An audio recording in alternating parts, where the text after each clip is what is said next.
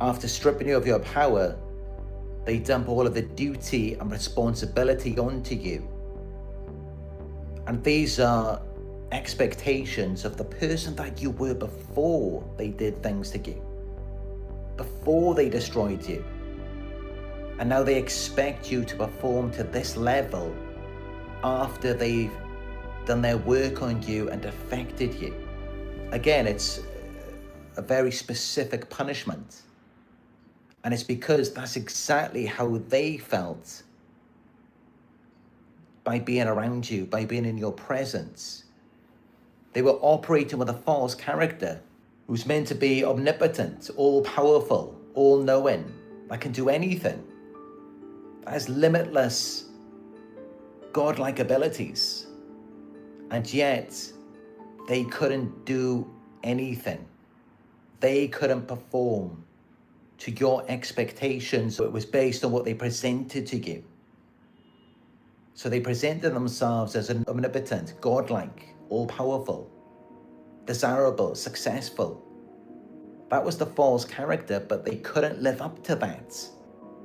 And that's why they now want to keep you in this very specific dynamic where you are stripped of your power.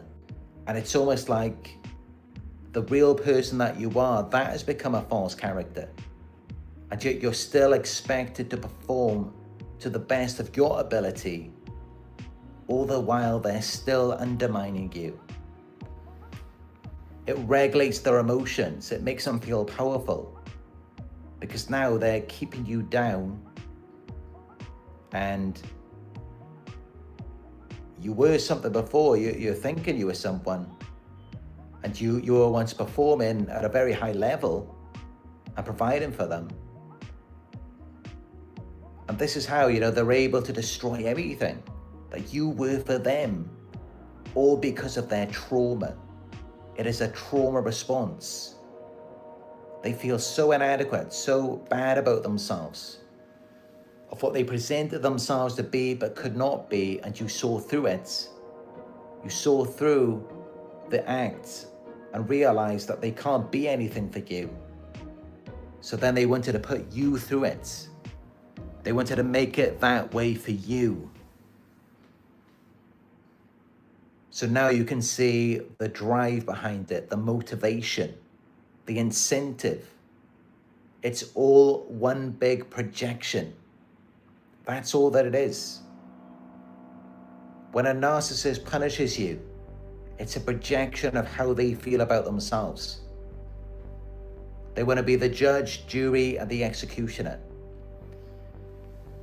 And it's all because they couldn't handle it. They're too fragile. They couldn't accept that they were wearing a mask, that they were operating with a false character, and that they weren't who they said they were.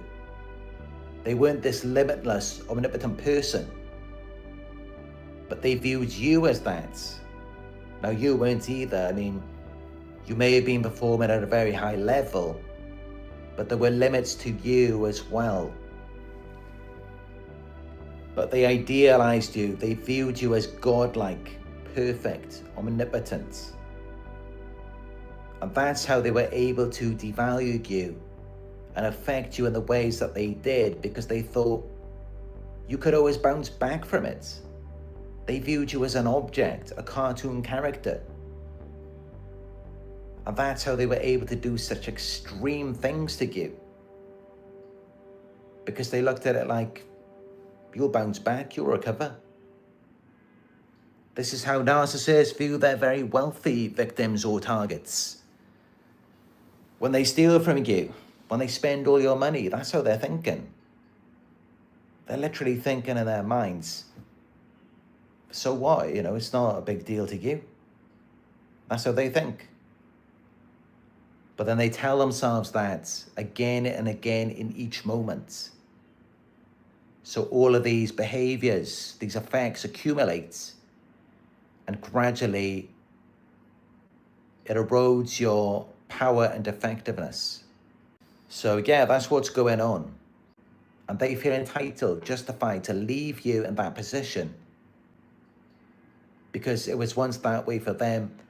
The problem is they don't accept that they are fake, they are corrupt, they were lying. manipulating you, deceiving you. So all they really did was groom you for this very specific purpose, for the abuse. So yeah, that's it. Anything you cling to that provides you with a sense of self, a sense of identity, they have to break it. I remember life coach Michelle Neves mentioning in one of her videos, after she was controlled, isolated, her sense of self eroded, she'd have to wait for the narcissist to go out of the house just to read a book. And then once she heard the car coming down the drive, the keys going in the door, she had to hide the book like it was her lover.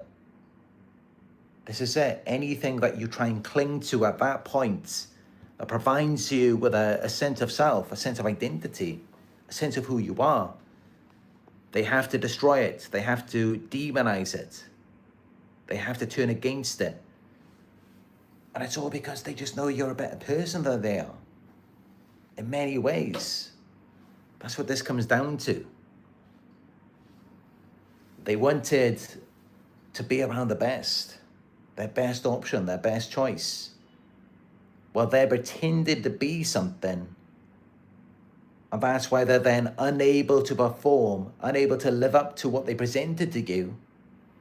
That's why they turn against you once you see through it. Once you stop waiting around, expecting what you were promised. Because as long as they can keep you holding on to their lies and future faking, they're fine with that. As long as you believe in it. The problem is your belief. Once you take your hope and belief away, they know they've lost then. They've lost the supply. They've lost control. So that's what this is. That's what's going on.